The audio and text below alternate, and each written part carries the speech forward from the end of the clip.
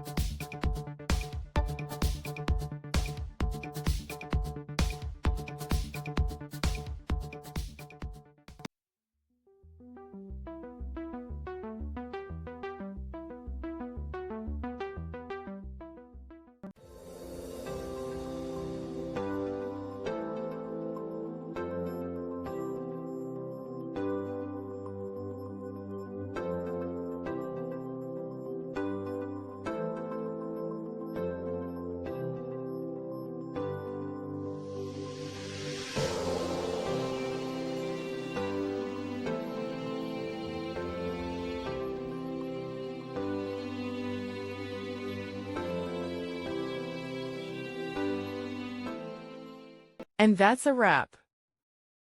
I hope you found the answer you were looking for. If you did, take a second to hit that subscribe button. It really helps out.